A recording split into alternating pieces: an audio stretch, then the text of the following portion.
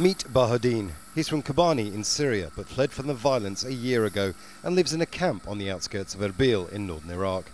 He should be in school, polishing his reading skills. Instead, he polishes metal. He's one of 2 million children, Syrian and Iraqi, in this country who haven't completed a school year because of the war against ISIL. Put simply, there aren't any schools to go to.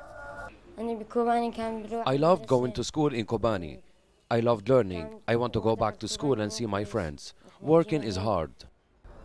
UNICEF says it needs $75 million to provide basic schooling next year.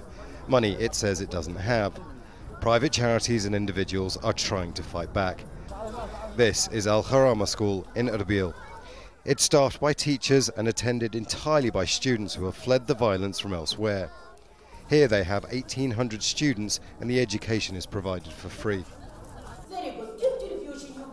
Ruqayya Ibrahim came to Erbil after ISIL took over her neighbourhood in Fallujah in Anbar province 2 years ago. She teaches English and is still in touch with her family in her home city and says the situation is dire. Of course, Fallujah is my area, and you know I have many relatives there.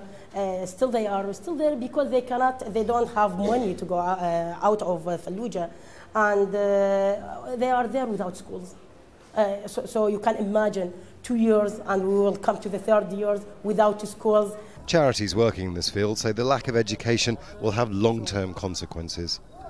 Lack of schools, lack of education schools affected badly with the kids, with the girls, with the boy, and they are looking and start thinking with another way, like using drugs, like be a criminal or etc.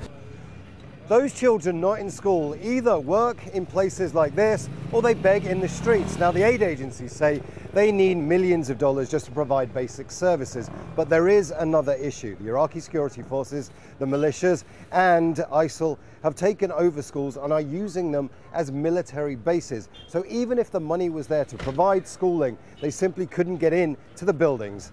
Imran Khan, Al Jazeera, Erbil.